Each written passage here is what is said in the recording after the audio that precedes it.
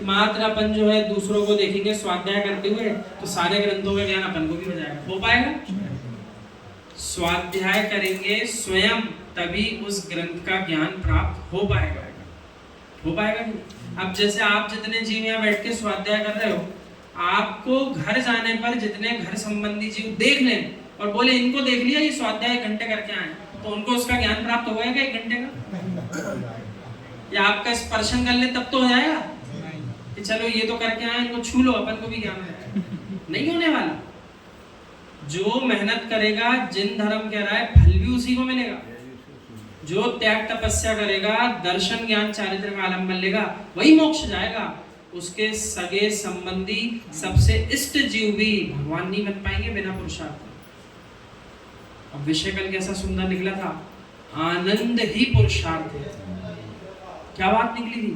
आनंद की प्राप्ति हो रही हो तो आपका पुरुषार्थ यहाँ बैठकर चल रहा है, और यदि आनंद नहीं आ रहा है तो कोई पुरुषार्थ नहीं चल रहा।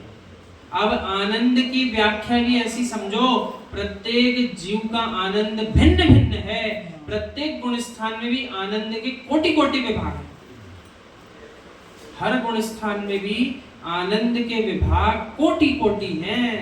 यानी माना कि 1 करोड़ जीव किसी एक गुण स्थान के हो, 5वें के हो, 4थे के हो, 6वें के हो, 7वें के हो, उन सारे जीवों के भाव, आनंद के अनुभव भी भिन्न भिन्न होंगे, सबके एक जैसे नहीं होंगे। ठीक है कि नहीं? नहीं तो आप सोचो, 4था गुण स्थान सारे जीव 4थे गुण स्थान के एक जैसे, 5वां गुण स्थान सारे जीव 5वें गुण स्थान के एक जैसे, और 5वें को सरल है समझना, 5वें के माध्यम से सब पे लगा लो। कैसे लगा लो?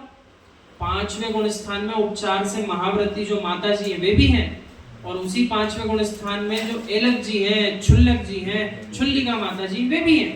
ये तो सब क्या हो गए? 11वीं प्रतिमा वाले हो गए। इसके बाद नीचे आओ तो 10वीं प्रतिमा, 9वीं, 8वीं, 7वीं, 6वीं, 5वीं, 4थी, 3री, 2री, पहली, ये सबके गुण स्थान कौन से हैं?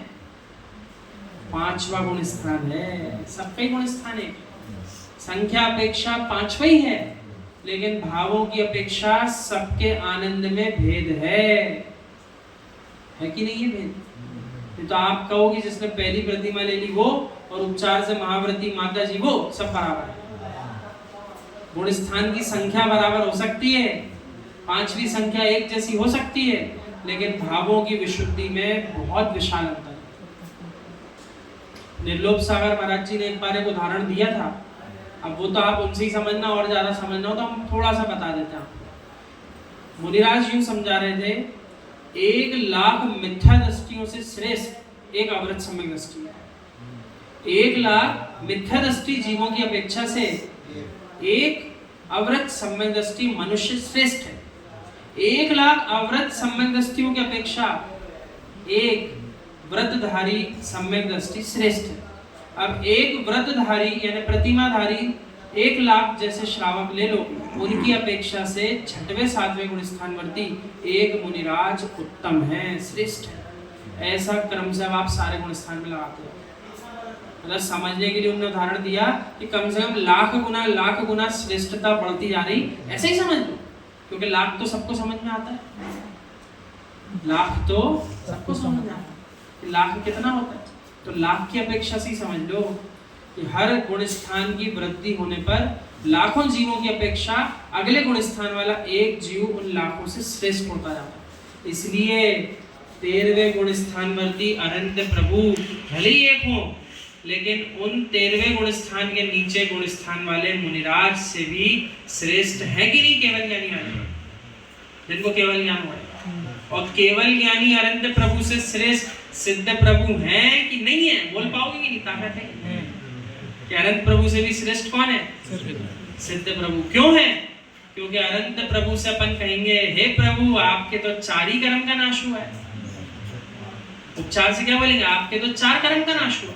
और कल अपन ने चर्चा करी थी, उपचार से नाश बोलते हैं आप 4 ही प्रकार के कर्मों का पृथकीकरण कर पाए हो, 4 का बचा है। लेकिन हे सिद्ध प्रभु आपने तो ऐसा पुरुषार्थ किया है, 8 के 8 कर्म को आपने अपने आप से पृथक कर लिया। श्रेष्ठ कौन है? फिर नमोरियंताणम पहले क्यों बोलते हो? आप तो कह रहे हैं कि सिद्ध प्रभु श्रेष्ठ हैं, तो नमो सिद्धाणम पहले क्यों नहीं बोलते हो? नमो रियंताणम पहले क्यों बोलते हो? अरे आप लोग बताओ, ये तो छोटे छोटे बच्चों को भी पढ़ाया जाता है पाठशाला। पहले अनंत बनते तभी सिद्ध बनते हैं, पहले अनंत बन पद की प्राप्ति करने के बाद सिद्ध बन पाते हैं। एक उत्तर ये आया कि अनंत प्रभु पहले बनते हैं, सिद्ध प्रभु बाद में बनते हैं, इसलिए कह रहा है अनंत प्रभु को पहले नमस्कार है। और कुछ? हाँ, अनंत हाँ, सिद्ध प्रभु के अनंत गुणों का ज्ञान आपको किसके माध्यम से हुआ? अनंत प्रभु के सर्वांग से वाणी गिरी, तब जाकर आपको सिद्ध बनने का ज्ञान हुआ। इसलिए पहले किसको नमस्कार किया है? नमो रियंताणम, इसलिए नमस्कार उनको पहले किया है।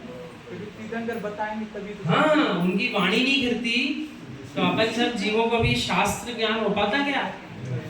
किसके माध्यम से हो रहा है? अनंत प्रभु के माध्यम से। और इन दोनों को नमस्कार करने के बाद फिर आचार्य, उपाध्याय, साधु, परमेष्ठी को भी नमस्कार किया। अब चत्तारी मंगल पाठ पढ़ते तो कितनों को नमस्कार किया? कितने मंगल है?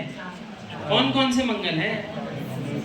अरिहंत मंगल, सिद्ध मंगल, साहु मंगल। क्यों आचार्य उपाध्याय को नहीं कराना?